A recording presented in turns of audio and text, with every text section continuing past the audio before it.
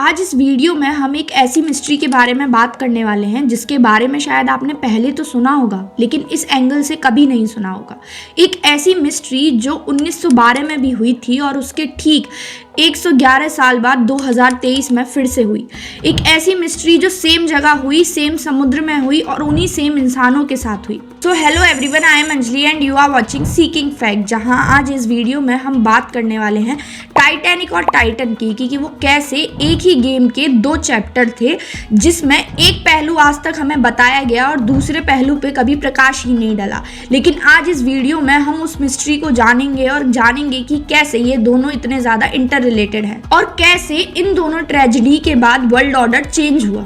1912 की सर्दी की रात और दुनिया का सबसे बड़ा शिप डूब गया और 2023 की जून की सुबह उसी शिप की कब्र को देखने जाने वाली एक सबमरीन फटकर हवा हो गई। दोनों जगह एक ही समुद्र था और दोनों जगह दुनिया के सबसे अमीर लोग इन्वॉल्व थे। और एक और बात जो सबसे ज्यादा डरावनी थी वो ये थी कि 1912 की ट्रेजेडी के बाद दुनिया का फाइनेंशियल सिस्टम बदल गया था और 2023 की जो ट्रेजेडी हुई उसने भी सेम हलचल मचाई। तो सवाल ये नहीं है कि टाइटैनिक और टाइटन कैसे डूबे, सवाल ये है क्या टाइटैनिक और टाइटन दोनों एक ही गेम के दो चैप्टर थे।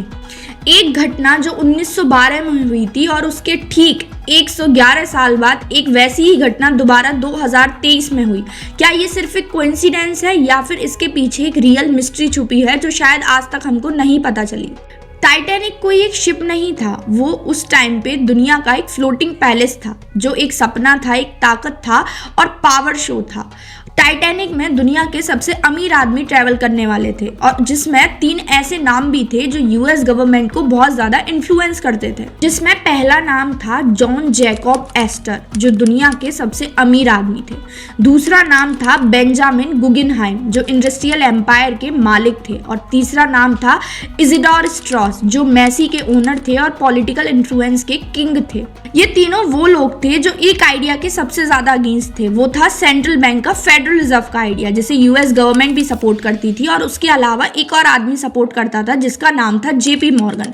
ये वही आदमी था जिसने टाइटैनिक को बनाया, जिसने टाइटैनिक की फंडिंग दी और जो टाइटैनिक पे जाने भी वाला था, लेकिन बिना किसी इमरजेंसी इशू के उन्होंने एक दिन पहले अपनी टिकट कैंसिल करा दी और अपना डिपार्चर कैंसिल कर लिया एक दिन पहले। और उसके बाद की कहानी तो हम सबको पता ही है कि कैसे उसी रात को टाइटैनिक एक ग्लेशियर से टकरा के डूब गया और ये जो 3 इंपॉर्टेंट लोग जो इस बिल के अगेंस्ट में थे वो तीनों उसी शिप में मर गए।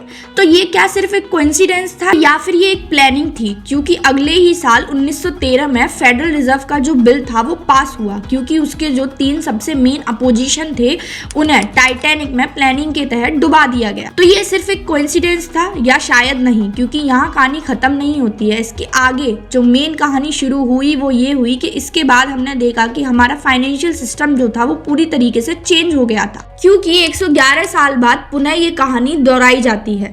जून 2023 ओशियन गेट का टाइटन सबमरीन, एक छोटा सा सिलेंडर जिसमें दुनिया के बहुत अमीर लोग 20 लाख रुपए की टिकट लेकर जाते हैं टाइटैनिक को देखने।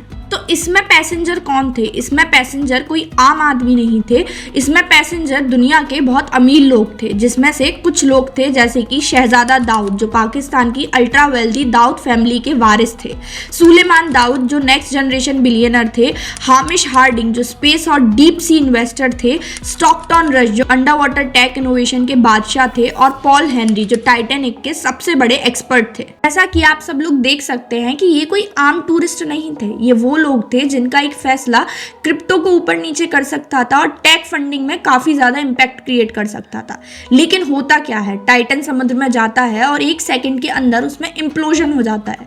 कोई बॉडी नहीं, कोई सिग्नल नहीं, कोई वार्निंग नहीं, बिल्कुल वैसा ही जैसा टाइटैनिक में हुआ था। लेकिन यहाँ एक डिफरेंस था, वो ये था कि टाइटैनिक ने 4 बार वार्निंग दी थी कि आगे कुछ ग्लेशियर जैसा है जिससे शिप टकरा सकता है, लेकिन टाइटन में वो मौका ही नहीं मिला। लेकिन यहाँ पे आप इस पैटर्न को समझिए कि 1912 में मेगा रिच अपोनेंट जो एक बिल को अपोज करते थे वो समुद्र में डूब के मारे गए, और वहीं 2023 में next generation mega rich influencers जो काफ़ी जगह इन्फ्लुएंस डाल सकते थे वो एक पनडुब्बी में मारे गए।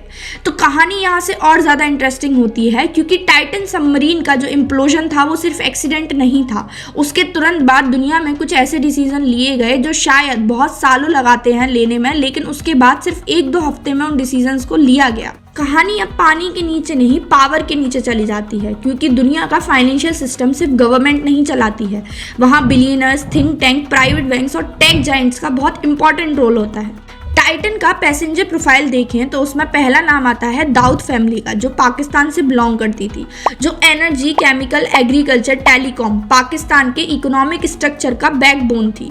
टाइटन के बाद पाकिस्तान की करेंसी एकदम से गिर गई और स्टॉक मार्केट क्रैश हुआ और IMF नेगोशिएशन पूरी तरीके से रुक गया। ये सिर्फ एक कोइंसिडेंस था या फिर पाकिस्तान में एक लीडरशिप वैक्यूम क्रिएट हुआ। दूसरा नाम है हामिश हार्डिंग का, जो स्पेस इंडस्ट्री के एक बहुत बड़े प्राइवेट फंडर में से एक थे। उनके मरने के बाद क्या हुआ, मल्टी मिलियन प्रोजेक्ट रुक गए और प्राइवेट स्पेस रेस स्लो तो हुई, उसके साथ साथ एक बहुत बड़ा कंपटीशन भी कम हुआ। तीसरा नाम है स्टॉकटन रश, जो डीप सी प्राइवेट एक्सप्लोरेशन और अंडर वाटर माइनिंग के बहुत बड़े नाम हैं। टाइटन के बाद ग्लोबल डीप सी माइनिंग पर बैन की डिमांड बढ़ गई और यहाँ से जो प्राइवेट एक्सप्लोरेशन था वो गवर्नमेंट की तरफ शिफ्ट हो गया। Underwater rare earth minerals की रेस जो है पूरी तरीके से रुक गई, जिसका फायदा 3 मेन कंट्रीज को हुआ, जिसका नाम है US, चाइना और रशिया, क्योंकि इनके पास ज़मीन के नीचे सबसे ज़्यादा मिनरल्स थी। और उसके बाद आपने एक न्यूज़ जरूर सुनी होगी जहां आपने ये देखा होगा कि कैसे नॉर्वे गवर्नमेंट ने जो है वो डीप सी माइनिंग अलाउ कर दी और स्टार्ट करना भी शुरू कर दी थी, जिसमें बाद में रिस्ट्रिक्शंस लगाए गए थे। लेकिन यहाँ सबसे ज़्यादा क्रेजी बात ये है कि टाइटन के एक्सप्लोजन के 3 हफ्ते बाद पूरी दुनिया में AI रेगुलेशन बहुत तेजी से बढ़े। बिग टेक कंपनीज ने AI पार्टनरशिप करना शुरू किया और डिजिटल करेंसी जो है उसके प्रोजेक्ट काफ़ी तेजी से बढ़ने लगे। इतना जल्दी कैसे, ये कोई नॉर्मल स्पीड नहीं थी, लेकिन ये कब होता है, ये जब होता है जब जो पुराना पैसा है वो क्लियर हो जाता है और न्यू मनी जो है उसको कंट्रोल में ले लेता है। तो ये न्यू मनी प्लेयर्स कौन है और कौन इसे कंट्रोल में ले रहा है? ये कुछ बिग टेक कंपनीज हैं जिनमें से नाम है ब्लैक रॉक, वैनगार्ड और कुछ state back digital currency system. ये कंपनीज टाइटन विक्टिम्स के सेगमेंट में डायरेक्ट कॉम्पिटिटर्स थे। टाइटन के इम्प्लोजन ने डीप सी पर बहुत बड़ा इम्पैक्ट क्रिएट किया क्योंकि समुद्र के नीचे दुनिया की 2 सबसे बड़ी दौलत छुपी हुई है। पहला है ऑयल और गैस पाइपलाइन और दूसरा है rare earth minerals. Deep sea mining वो इंडस्ट्री है जिससे $30 ट्रिलियन के एसेट्स जो हैं पूरी तरीके से अनलॉक होते हैं और स्टॉकटन रश उस इंडस्ट्री का सबसे बड़ा डिसरप्टर था। तो जब स्टॉकटन रश टाइटन में मारे गए तो उसके बाद क्या हुआ? उसके बाद ये हुआ कि नॉर्वे ने डीप सी माइनिंग को पूरी तरीके से लीगलाइज कर दिया। चाइना ने अपने अंडर वाटर क्लेम्स को एक्सपेंड किया और US नेवी ने प्राइवेट ओशियन एक्सप्लोरेशन को बैंड कराने की डिमांड डाली। मतलब प्राइवेट एक्सप्लोरेशन पूरी तरीके से बंद हो गया, लेकिन गवर्नमेंट और बिग कॉर्पोरेशन ने डीप सीज पर कंट्रोल लेना स्टार्ट कर दिया। तो जिस काम के लिए पहले कंपटीशन फेस करना पड़ता वो काम एक ट्रेजेडी ने बहुत आराम से सॉल्व कर दिया। टाइटन के क्रैश से क्रिप्टो को भी बहुत बड़ा झटका लगा था। टाइटन इम्प्लोजन के 36 घंटे बाद ही बिटकॉइन क्रैश हो गया था। क्रिप्टो मार्केट पूरी तरीके से तहस नहस हो गया था और मार्केट फियर इंडेक्स बहुत ज़्यादा बढ़ चुका था। तो इससे किसको फ़ायदा हुआ? इससे सेंट्रल बैंक, CBDCs और रेगुलेटरी जाइंट्स को सबसे ज़्यादा फ़ायदा हुआ क्योंकि क्रिप्टो का जो फ्री वर्ल्ड का कॉन्सेप्ट था वो पूरी तरीके से टूट चुका था और सिस्टम वापस से सेंट्रल कंट्रोल वाली डायरेक्शन में चला गया। ये सेम वैसा ही हुआ जैसे टाइटैनिक के टाइम पे हुआ था, जहां सारा कंट्रोल जो था वो सेंट्रल बैंकिंग सिस्टम के पास लौट चुका था। अगर आप इस पैटर्न को समझें तो ये बहुत ज्यादा सिंपल है। 1912 में टाइटैनिक डूबा, जिसकी वजह से ओल्ड इंडस्ट्रियल जाइंट्स खत्म हुए और सेंट्रलाइज बैंकिंग सिस्टम बना, जिससे डॉलर किंग बना। 2023 में टाइटन डूबा, नेक्स्ट जनरेशनल बिलियनर्स खत्म हुए, AI plus digital currency plus deep sea monopoly I और डिजिटल डॉलर किंग बन गया। मतलब पैटर्न बहुत ज़्यादा क्रिस्टल क्लियर है। 1912 में बैंकिंग रीसेट हुई और 2023 में डिजिटल रीसेट हुआ। तो फाइनल थ्योरी क्या बोलती है? दुनिया कोइंसिडेंस पर नहीं चलती है, दुनिया पैटर्न्स पर चलती है।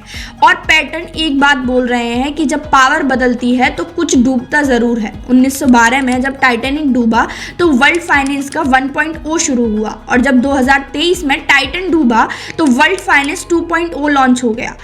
अब आप इसे एक्सीडेंट बोलो, कॉन्स्पिरेसी बोलो या फिर कोइंसिडेंस बोलो, पर सिस्टम तो बदल गया और इसका शायद असल मकसद भी यही था। दोनों एक्सीडेंट नॉर्थ अटलांटिक में हुए, दोनों ही सेम जोन में थे, दोनों में ही दुनिया के बहुत बड़े अमीर लोग थे, दोनों के बाद फाइनेंशियल स्ट्रक्चर में चेंजेस आए और दोनों के पीछे एक इग्नोरिंग सेफ्टी वार्निंग थी।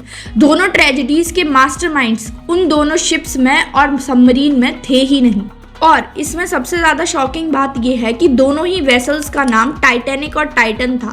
ये कोई सिंपल नाम नहीं है। अगर हम इन्हें ग्रीक मैथोलॉजी में समझें तो इनका मतलब ये है कि ऐसे जाइंट जिनके गिरने के बाद वर्ल्ड में चेंज आता है। ये कोई साधारण घटनाएं नहीं थी, ये सिर्फ कोई कोइंसिडेंस नहीं था जो हुआ, और ऐसी वर्ल्ड में और भी घटनाएं होती हैं, लेकिन हमारा कभी भी ध्यान उन पे उस तरीके से नहीं जाता है। If you find this video interesting, then please do like, share and subscribe to our channel Seeking Facts। और अगर आप सब चाहते हैं कि मैं इसका पार्ट 2 बनाऊं जो नए वर्ल्ड फाइनेंशियल सिस्टम पर होगा, जिसमें ब्लूप्रिंट मिलेगा कि कैसे नया वर्ल्ड फाइनेंशियल सिस्टम वर्क कर रहा है, AI, crypto, CBDC, deep sea space सबके कनेक्शन के साथ, तो कमेंट सेक्शन में पार्ट 2 लिखना ना भूलें।